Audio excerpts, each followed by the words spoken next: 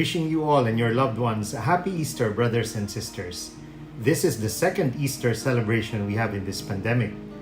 The surge of cases has become alarming. A pall of gloom has enveloped the world. Depression and anxiety have increased. Scores of people and an increasing number of young people, according to studies, have attempted or committed suicide in the process.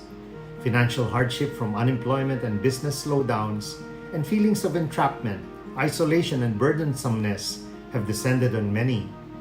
The vaccines are here, yet the question is, how soon can we achieve global herd immunity? Will new virus variants render our vaccines eventually useless? When will this all end? We reflect today. Can hope be gone? If hope is gone, then joy disappears.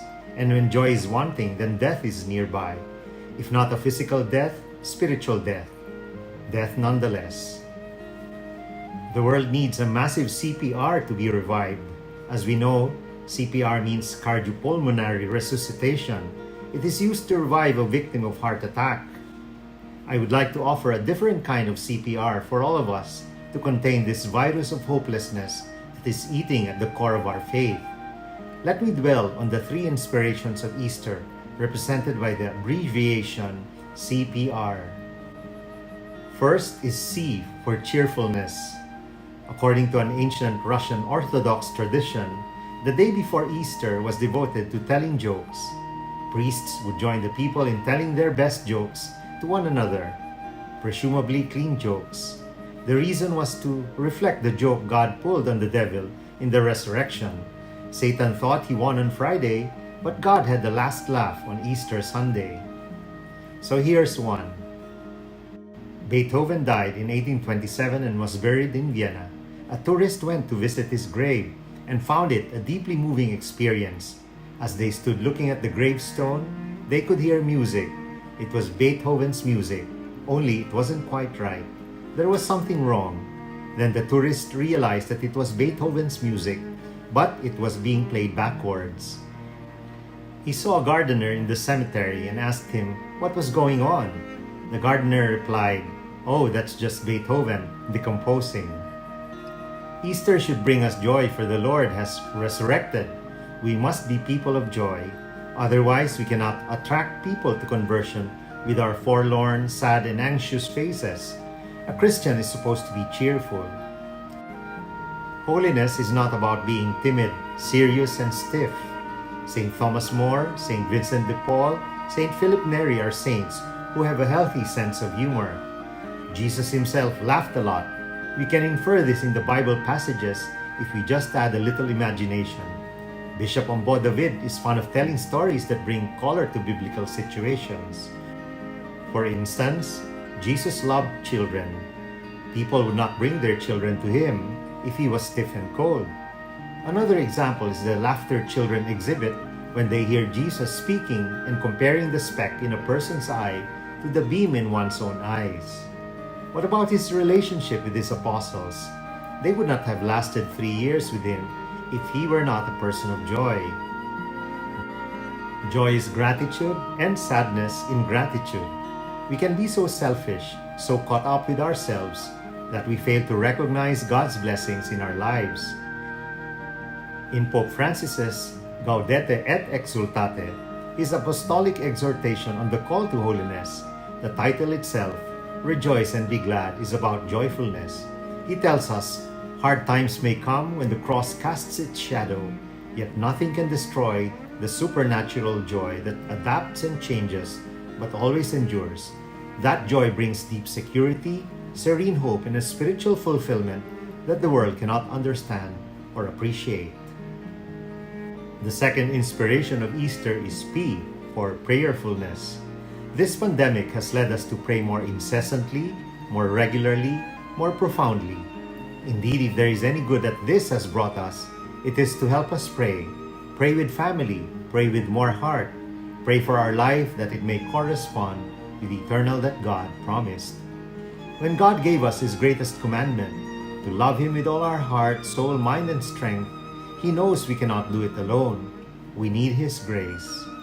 Jesus knew this and persevered in prayer daily to seek the Father's guidance and the Father's will, the Father's blessings.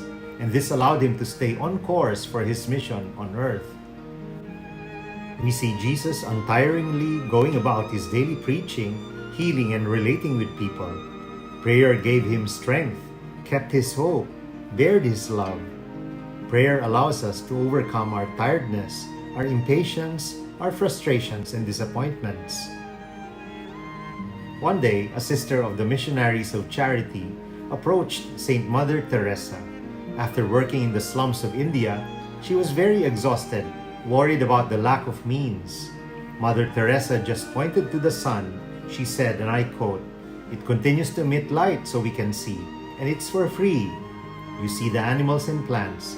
They continue to reproduce so that we can have something to eat. You feel the oxygen that nature produces? It's for free. Do you still doubt God's providence?" Closed quote. That's the faith of Saint Mother Teresa. Indeed, the problem today is not the virus. The problem is our lack of trust in God. Our hope becomes fragile. God's grace begs to be recognized in our utter disregard for its need and importance. Next Sunday, we will celebrate the Feast of the Divine Mercy. Underneath the image of the Divine Mercy is the beautiful prayer, "Jesus, I trust in you." Let's make that our daily prayer. Let holiness also be our daily prayer for ourselves and for our family and community. When a sister asked St. Thomas Aquinas how to be holy, he said, "Desire it, you have to want it. Resolve to pray for holiness daily, brothers and sisters." The third inspiration of Easter is contained in the letter R for relationship-focused. The Cathedral of Cologne in Germany was bombarded in the Second World War, and the main crucifix at the altar lost the arms of the crucified Christ, and the people wanted the arms to be replaced. But the priest said, "No, let's leave it like that without the arms. No arms, but underneath, let's place an inscription that says, 'Now you are my arms.'" On the day of his resurrection, Jesus appeared before his disciples, and his first words were, "Peace be with you." Jesus asks us to be his arms to others, to reach out and spread his new commandment, to love one another as he has loved us, in word and in deed, to embrace one another in charity. Pope Francis said, in this pandemic situation in which we find ourselves living more or less isolated, we are invited to rediscover and deepen the value of communion that unites all members of the Church. The confusion and anxiety present in the upper room on the day before Jesus appeared to his disciples repeats itself in the present time. We must become Christ's arms to the world, to help those who are in need, to offer comfort and prayers for those who have been afflicted with this virus, to be the purveyors of unity in a world so divided and so scattered.